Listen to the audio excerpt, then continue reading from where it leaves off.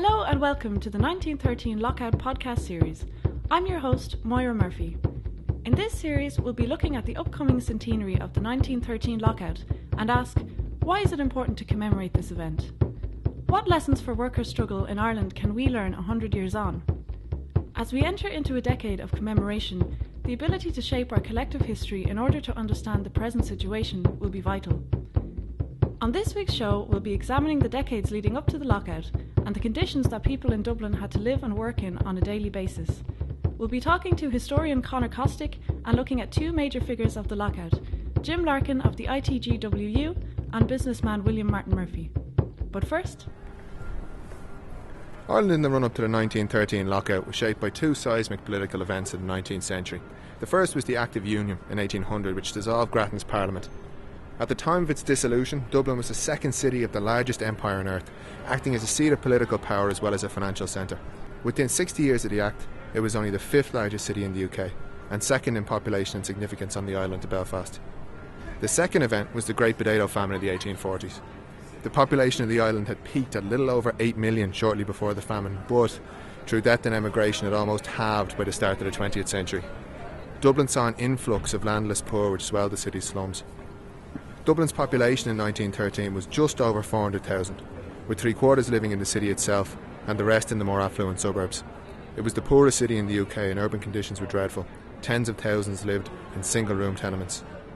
Disease and malnutrition were widespread, and the city had the highest infant mortality rate in Europe.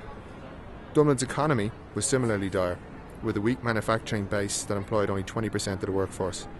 There was an abundance of unskilled labour. By the early 20th century, a third of the city's workforce were either general labourers or domestic servants. Jobs were precarious, with a high turnover meaning little job security for workers. And it was the paying conditions of these unskilled labourers which was to be the focus of Jim Larkin's union organising. Politics in early 20th century Ireland was dominated by the national question. The more radical Republican movement had fallen away in influence in the 19th century after the failure of the uprising of 1798. Daniel O'Connell rose to become the most significant political figure in the island in the early 1800s. His campaign for Catholic emancipation succeeded, but an attempt to repeal the Act of Union itself failed. Following this, the Home Rule movement developed in the mid to late 1800s, first with Isaac Butt's Home Government Association and League, and then Charles Stewart Parnell's National League. Parnell came close to achieving Home Rule in 1886, when British Prime Minister William Gladstone proposed a Home Rule bill that fell short by 30 votes. Parnell's involvement with a separated woman, Kitty O'Shea, was then to become the focus of national political attention, when it was stoked by political opponents to create a moral panic which split the movement into pro- and anti-Parnellite factions. These wings remained bitterly separated for a decade, only reforming in 1900 under John Redmond. Syndicalism arrived in Ireland with Larkin in the early 20th century. It was most prominently on display in the 1907 Belfast dock strike, where more than 3,000 workers faced a lockout of a similar kind, if a smaller size, to that which was to occur in Dublin 6 years later. Despite its historical importance as a struggle that united Catholic and Protestant workers, the dock strike failed in its aims. Larkin came into a dispute with the union leadership for his radical tactics and the large amount of money spent on strike pay, and was ultimately let go. But, as we will discuss in this show, that was very much not the end of James Larkin.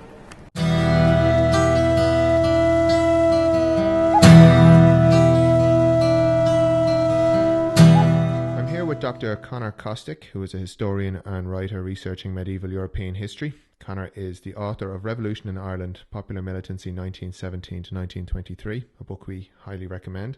Conor, we'll start with a backdrop. Can you tell us a bit about early 20th century Dublin? Dublin is a very contradictory city in the early 20th century, a contradiction which is expressed pithily and artistically by Joyce when he talked about big stones amongst the rubble. So you have these fantastic monumental buildings from the 18th century, and you've got horrible slums that have grown up around them. And that sort of reflects economic trends. The island is recovering from the famine, but in a very particular way. It's becoming more and more, outside of the northeast anyway, an agricultural economy geared towards supplying the British Empire. So Dublin has a lot of thriving businesses, especially if you're looking at food exporters and railways and Guinnesses. But it also has a tremendous amount of poverty. I mean, really horrific poverty. It was the 5th worst city in the world for infant mortality at the start of the century, and it had a quarter of the population living in with more than 4 people in one room. So the family is in basically a tenement, and they're all stuck together in one room. And so you've got figures that are doing quite well and prospering, but you've got a very impoverished working class. And the other thing, which doesn't obviously come into the lockout, but it certainly comes into the rise of national politics, with the formation of the GAA and the Gaelic League, is you have a prosperous middle class, which is spreading into the South Dublin and making their mark there. And that's, to do with long-term changes since the famine. Basically, a rich farming class has got hold of the land. That and some of the land reform has allowed a very strong farming class to emerge in Ireland. These are Catholics, and so they're beginning to change the Irish political scene, but they're rather conservative. So the number of priests per head drops from something like 1 per 2,000 before the famine to 1 to 200 by the turn of the century. There's a lot of more Catholic doctors, Catholic lawyers, and these are providing the basis for a revival of Catholic nationalism of a certain type, the Irish Parliamentary Party type. In 1908, the Irish Transport and General Workers Union, the ITGWU, was founded. How significant was that in the political landscape of Ireland at the time? It was of international significance. I think we have to locate what's happening here in a much wider context. That unskilled workers around the world, Western world especially, had discovered that they could, in fact, organise, despite all the difficulties of being sacked if you attempt to organise a union, and the foreman down at the docks being able to pick and choose who works every day. Despite these kind of difficulties, there's a real sense that the unskilled could organise, and it's a wave of industrial unrest which we tend to encompass under the term syndicalism, and it's basically the belief that if workers stick together, no matter what job, you don't have to be with the same employer. If there's a dispute, you don't scab on it, you don't undermine it, you don't handle these tainted goods. If workers can stick together, even the unskilled can score major victories. So you see strikes of tens of thousands of unskilled workers in this period. In Ireland, it takes one of the most revolutionary forms because of James Larkin. And as you say, he founds the Transport Union. The big dispute was in 1907 when he went to Belfast to organise the National Union of Dock Labourers. And he applied the sympathetic strike tactic and the idea of boycotting tainted goods. And he applied it to set an important precedent of having Protestant and Catholic workers stand by each other and refuse to be divided. And he won a reasonable amount of gains for particularly the dock workers. But his own union were very unhappy with his radical methods and with riots and with appeals for the police to mutiny. So they sacked him in the end after a certain amount of to and froing. But Larkin really was committed to this new tactic. He could see the potential of it, and so he founds the Irish Transport and General Workers Union in 1908.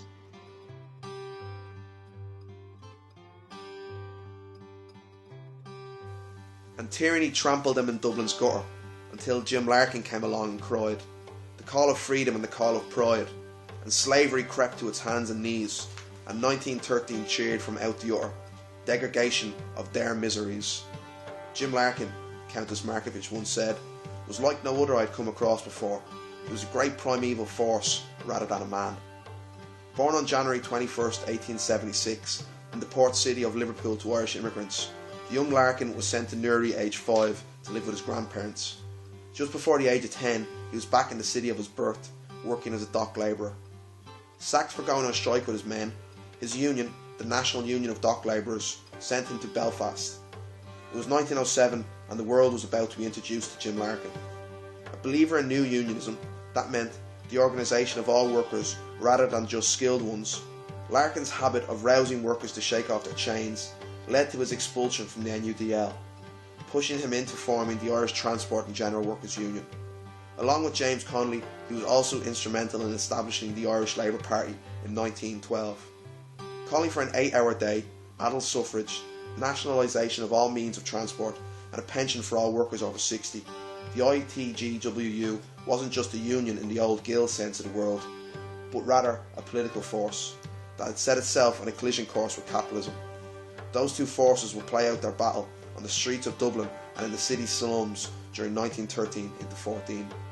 Larkin would miss the post-1913 revolutionary upheavals in Ireland, having left to raise funds for the ITGWU in America in September of 1914. While Ireland burnt, Larkin, a giant of a man at over 6 foot, was caged in Sing Sing prison, New York. A Red Scare which swept the US following the Russian Revolution, catching Larkin in its swell. Whilst in Sing Sing, he would be visited by, amongst others, Charlie Chaplin, while he also wrote letters expressing his support for the anti-treaty faction of the IRA. Larkin died in Dublin in the winter of 1947. Buried in Glasnevin, his headstone simply states, James Larkin, the Labour leader. Can you tell us a bit about the events which led up to the lockout itself? Well, I mean, so you've got a rash of successful strikes. You've got workers now on trams and buses, as well as in the docks, wearing the little badge of the union. You've got a real sense of confidence amongst workers, and they're standing up to the employers. And the employers don't like this. They're having to concede, financially. They're having to make bigger payments to the workers, and they begin to firstly amongst themselves argue that this Larkinism it has to be stopped. It has to be snuffed out. It needs to be knocked on the head before the whole business ethos of the country is going to be sabotaged in their eyes. And the rallying figure is, of course, William Martin Murphy, and he's the Margaret Thatcher of his day, because the more timid employers, and especially the smaller ones, did not think they could risk taking on the union. And Murphy, on the other hand, thought that they could win and that they had to win. And he also, this is the man then who owns the tram company, so a very big company, but he also owns the newspapers, the independent newspapers, and a few other businesses. I think one of the hotels on Sackville Street. So he's really, really prominent figure. But he's interesting politically because he's not. He's a supporter of the Irish Parliamentary Party. So even though he's an employer who, as we're going to see in the course of the lockout, is going to rely entirely on the British state apparatus to defend him against the Irish working class, he does want home rule for Ireland. He thinks his business will do better under home rule circumstances. And so he puts up a statement to all of his workers, insisting that they sign it as a condition of their employment. And it says that they will not join a union, and specifically they will not join the Irish Transport General Workers Union, and they will leave that union if they are members. So naturally enough, the workers who are presented with this refuse to sign it. And so we get the kick-off of the lockout. It begins when 15th of August, when 40 of these workers who haven't signed his statement are suspended, dismissed in fact, and then it escalates very, very quickly. William Martin Murphy and his Dublin millionaires tried bribery, corruption, hypocrisy and prayers to break the Transport Union. Their scabs they didn't list, but all their graft was shattered by a scarlet iron fist. So wrote Dominic Behan in his song Connolly Was There. William Martin Murphy in many ways has become a comic villain of Irish history, presented as a thorn in the side of the Labour movement, and remembered perhaps mostly for the manner in which the Irish Independent newspaper called for the execution of James Connolly in 1916. Yet Murphy was an incredibly complex character, much more complex than most have allowed him to be when discussing the lockout. One of the principal mistakes in how the lockout is generally discussed in Ireland is the manner in which it can be diminished to a dress rehearsal for the Easter Rising of 3 years later. In reality, 1913 and 1916 are very different but both very important events. In Murphy, one of the real contradictions of the myth of 1913 is found. If the event is presented as merely a chapter in a battle between Irish nationalism and loyalism, you overlook the crucially important fact that Murphy himself was an Irish nationalist. Indeed, he was even a former member of Parliament for the Irish Parliamentary Party. Murphy was born in the year the famine began, 1845. He hailed from County Cork, but was educated at Belvedere College in Dublin. In his younger years, he worked at the offices of the Irish Builder and the Nation newspapers, which began his lifetime involvement in print media. Murphy's financial empire was built not on print, however, but rather in building light railways in the south and west of the country. He was central to the running of these railways, and his success allowed him to purchase a magnificent Dublin home for himself in 1875. Dartry Hall in Upper Rathmines is even depicted in Labour cartoons during the Lockout. An Irish nationalist, Murphy was elected MP for St Patrick's Division in Dublin in 1885, holding the seat until 1892, but losing at the time of the split in the party to William Field, the Parnellite candidate. Ironically, Murphy would later purchase the Parnellite newspaper The Daily Independent, which he turned around and completely reinvented, giving birth to the successful Irish Independent still on our shelves today. His business empire was vast. The Independent, the Evening Herald, the Irish Catholic, Cleary's department store, the Imperial Hotel and the Dublin United Tramway Company were all under his control. It was his ownership and control of the trams which brought him into a collision course with the socialist scouser Jim Larkin. Murphy was instrumental in organising the hugely successful International Exhibition in 1907. This event occurred in Herbert Park, and in many ways it brought the world to Dublin. Exhibitions range from a live Somali village to food stalls from across Europe and beyond. For his efforts, the Queen wished to knight William Martin Murphy, but Murphy refused such an honour while Home Rule was denied to Ireland, which clearly showed his nationalist politics. While Larkin remains a giant in Dublin folklore and popular memory, Murphy has almost passed into obscurity. His son, William Lombard Murphy, remained central to print media in Dublin and was also central to establishing the Belvedere Newsboys Club, which aimed to assist young Dublin newsboys, many of whom worked for the Evening Herald and the Independent. Ironically, Jim Larkin had organised these very same newsboys prior to the Lockout. Independent House on Middle Abbey Street is no longer used by the Irish Independent, but it remains in many ways a monument to the Murphy empire.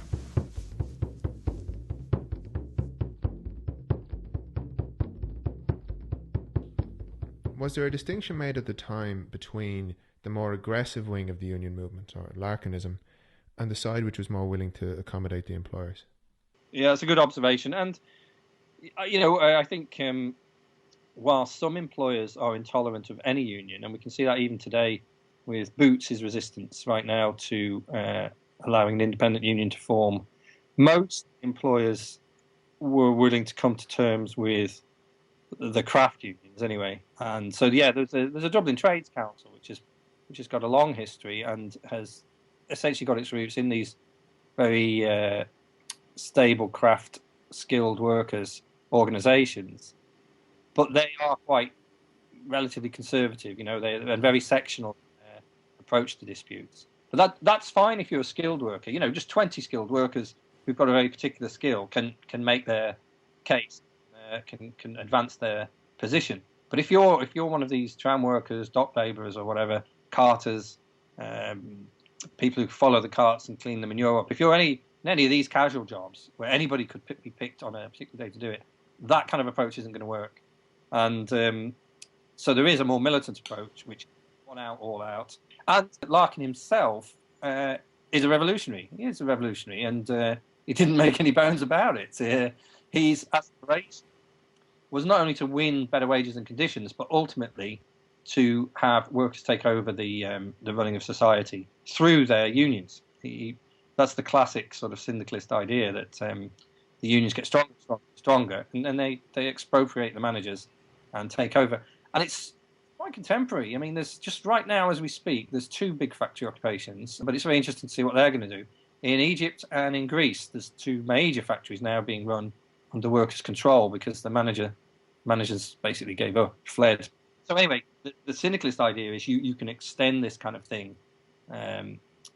Why? And it's being agitated for around the world, and Larkin's very much tuned into the literature that's circulating in the Wobblies in America and in the UK especially, and in their syndicalist newspapers, including one called The Syndicalist, which he has an input to, and workers are all for that at the time. Or at least he's selling his paper. is the Irish worker, and is selling, I think it's selling something like up to 20,000 at its peak per issue. And we've got to compare this, say, to 2,000 for Arthur Griffiths' Sinn Féin to get some idea of the proportions of influence at this moment. So this particular moment, there is a section of the working class who are all for Larkin's revolutionary ideas, and the employers are probably right to hope that they can split this section off from the more moderate workers' organisations. One aspect of Larkin's radicalism when we're talking about August 1913 was seen on the 31st. The union leadership had decided to abide by a police order not to protest in the city centre and marched instead to Fairview. Larkin opposed this and went in disguise to the Imperial Hotel on Sackville Street, or what later became O'Connell Street, to speak to the assembled crowds. Can you talk a little bit about how important that day was in the lockout? Yeah, I think it's a good moment to focus on. Very sort of like a flash of lightning that kind of illuminates an awful lot. It's never been forgotten that he did this, and Larkin had tremendous loyalty. Even years later, when he's put in an American jail, there was a strike on his behalf. You know, it's you can't imagine a trade union leader today being willing to go to jail in the course of the struggle. But you never know what might happen there. But Larkin was prepared to go to jail. He was prepared to put his neck on the line, and that won him the loyalty, a long-lasting loyalty of a section of the working class, especially the dockers.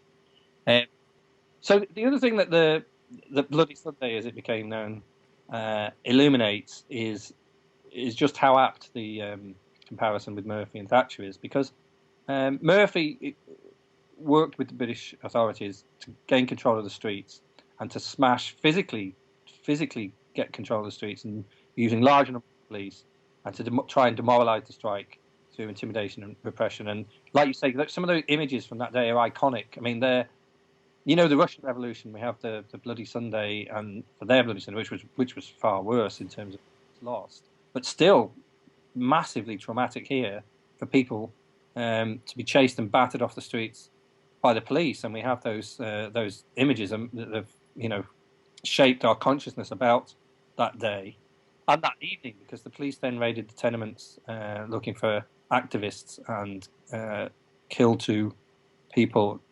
So there's no, the willingness to use repression, I suppose, is the analogy.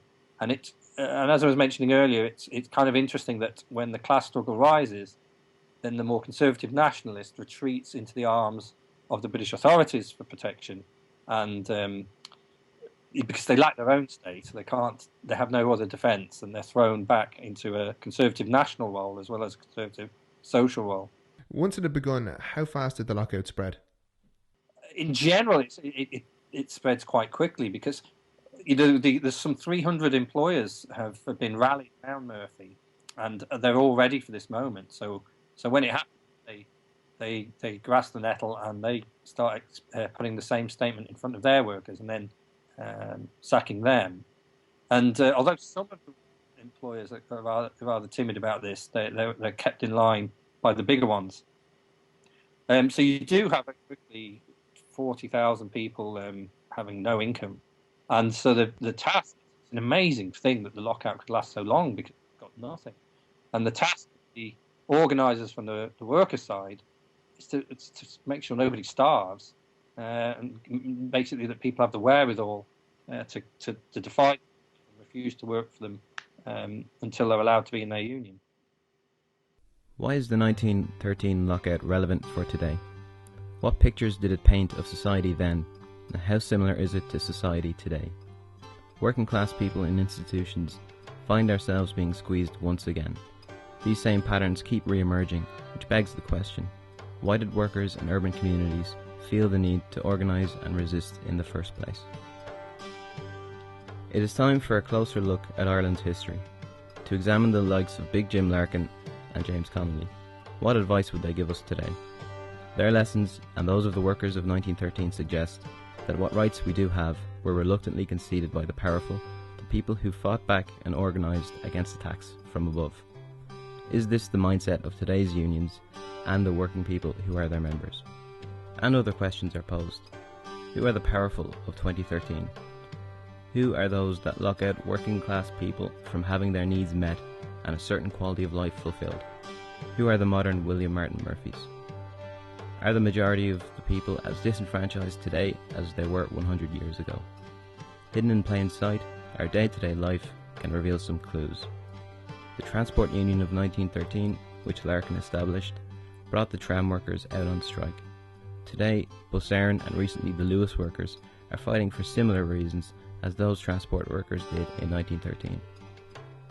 This podcast series will examine what we can learn for today from the events of the 1913 lockout. To what degree are the same battles and stories going on in society today? Who is winning them? Who is telling them? Do the hopes and aims of working class people for a better society remain unfulfilled a century later? Do we have unfinished business? That's all for this week. Thanks for listening. If you would like to contribute or get in touch, email us at ub13@gmail.com. Contributors for this week's episode were Rónán Burtenshaw, Donal Fallon, Kevin Brannigan, Shane Fitzgerald and Eoin Griffin. Thanks to Conor Kostick. Produced by Thom McDermott and Barra Hamilton.